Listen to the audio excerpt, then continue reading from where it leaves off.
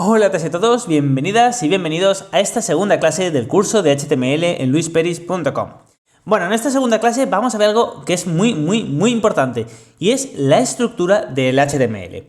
¿A qué me refiero con la estructura del HTML? Bueno, como recordaréis de la clase anterior, de la clase número 1, habíamos hecho, aquí lo tengo, una estructura más bien así. Esto no era más que unos ejemplos, unas pruebas para que vierais cómo se ejecutaba en el navegador. Pero esto, si lo pasáramos por un validador de HTML, nos daría error. ¿Vale? Hay una cosa que hay que entender. Hay una estructura de HTML que tenemos que seguir. No obstante, hay muy malos programadores y durante las últimas 2 décadas que existen los navegadores e Internet, han habido muchísimos malos programadores. Entonces, realmente no ha habido por decirlo de alguna forma, no ha habido una estandarización. Sí que ha habido una estandarización, pero a veces a los programadores se les olvidaba una etiqueta u otra.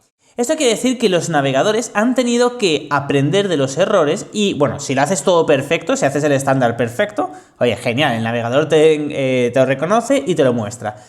Pero si no, por ejemplo, algo que nunca se debería de hacer es escribir aquí algo sin dentro de estar una etiqueta P o estar lo que sea. Esto nunca se debería de hacer y no debería de funcionar. Si le pasáramos un validador HTML o un validador XML, nos daría error por todas partes.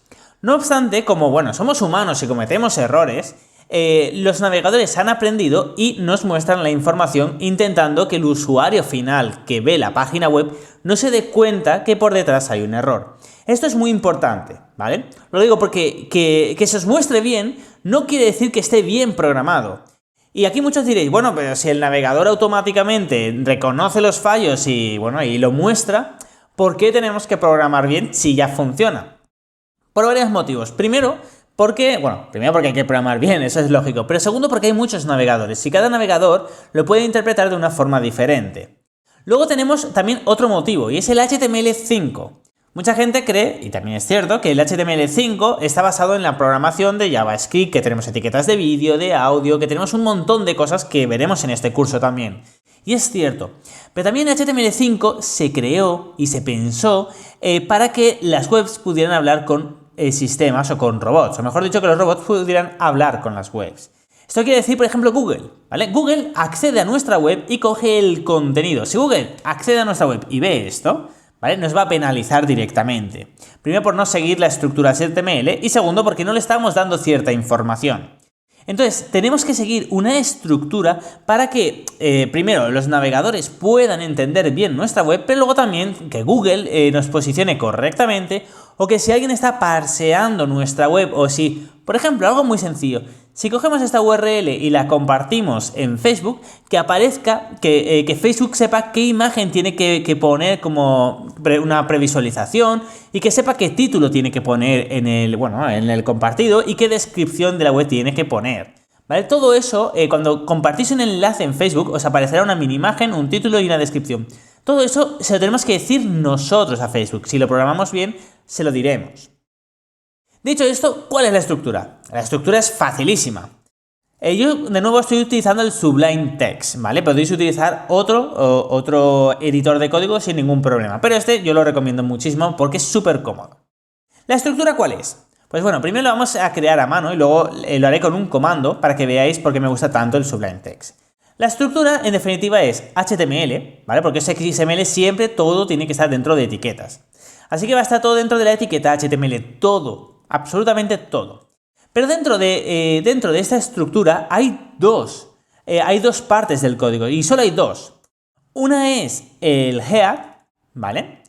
Y otra es el body, cabecera y cuerpo, por decirlo de alguna forma. La cabecera, súper importante, importantísimo. Esto es un comentario en HTML, esto no se ejecuta, ¿vale? Esto va a ser un comentario, todo lo que ponga aquí dentro no se ejecutará. Es comentarios del código para que nosotros, sepamos qué estamos haciendo. Esta información, ¿vale? El head es para el navegador, ¿vale? Mira, lo voy a poner ordenado. El comentario se abre aquí y se termina cuando detecta esto, ¿vale? Si me cargo esto, lo comenta todo. ¿Vale? Aquí ponemos el head es para el navegador, los buscadores y otros programas o otros, programas que interactúan con la web. Perfecto. ¿Y qué suele contener? Bueno, primero es el title. ¿Vale? Aquí podemos tener una etiqueta llamada el title. ¿Vale? Aquí lo tenemos. Esta etiqueta, simplemente si ponemos hola mundo, ¿vale? Fijaros que no va a aparecer. Actualizo y desaparece. Pero fijaros que aquí me ha aparecido algo. Antes, yo aquí podía tener un texto, ¿vale? Pero si elimino esto, me desaparece de aquí. Pone el nombre del fichero. ¿Vale? Esto es para decirle aquí lo que tiene que aparecer. ¿Vale? Esta es una etiqueta que está en el head. Es decir, el head es para el navegador, pero nunca se muestra nada. Nunca se muestra nada. Cuando digo que nunca se muestra nada, es de esta parte abajo del todo. Esto es el body. ¿Vale? Actualizo y aquí pone hola mundo, por ejemplo.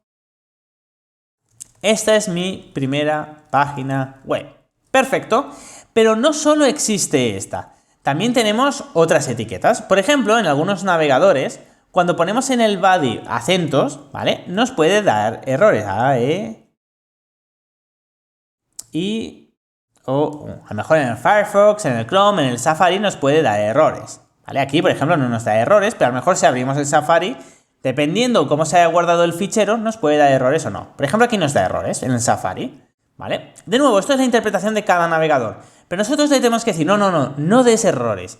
Quiero que usen la codificación estándar. ¿La estándar cuál es? Pues bueno, aquí ponemos una etiqueta y ponemos meta char set utf8. ¿Vale? Este sería el estándar.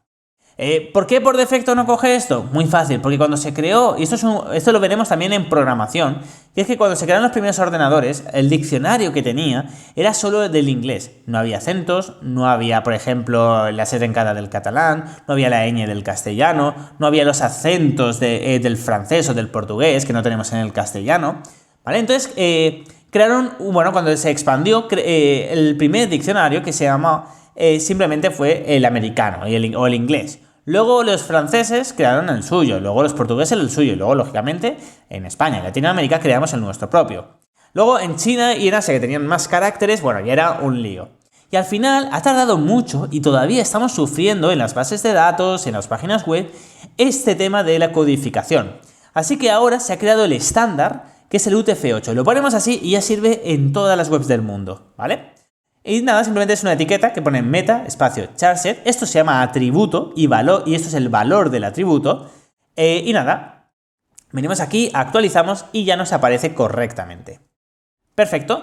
De nuevo, el head, como veis, no es nada que se muestre aquí. Es algo que interpreta el navegador y los buscadores. Y hablando de buscadores, bueno, podemos poner algo para un buscador, por ejemplo. Esto es así y vamos a poner...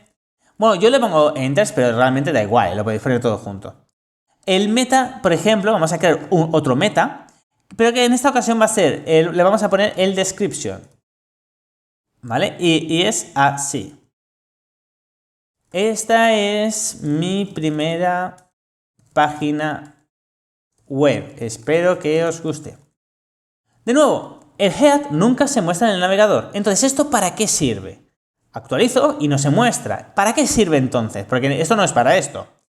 Esto es para cuando buscamos en Google y ponemos, por ejemplo, Luis Peris, o bueno, con espacio también, no hay problema. Esto es el title, ¿vale? Esto es este title. Y luego esto, ¿vale? Es el meta description. Si yo entro aquí y pongo meta, a ver... Perdonar. A ver... Meta description, Luis Peris, consultor tecnológico y programador PHP. Es esto que aparece aquí. Pero es que además en en Facebook o en Twitter, cuando yo comparto el enlace, va a coger este título y esta descripción. Para cuando comparta un enlace, para que la gente antes de hacer clic sepa de qué va a ir la web. ¿Vale? De nuevo, esto es transparente, no se muestra aquí, pero es información importante. ¿Vale? Muy importante, lo que os quería comentar también. Si estáis usando el Sublime Text, voy a copiar esto. Si estáis usando el Sublime Text, simplemente si borráis todo, o si acabáis de empezar y ponéis HTML y tabuláis, os aparece automáticamente la estructura. ¿Vale? Pues nada, voy a dejarlo así. A mí me gusta más tabulado, para ordenar el código. Perfecto, pues continuamos. Ya sabemos qué es el head. ¿Y qué es el body? El body es el resto. El body es lo que nosotros ponemos aquí, por ejemplo, el H1. Hola mundo. En la próxima clase veremos qué es el H1, H2 y todo eso, y los párrafos. Por ejemplo, el contenido, ¿vale? El resumen, el body es el contenido. El contenido de la web, lo que se mostrará. Venimos aquí, actualizamos y esto es el body.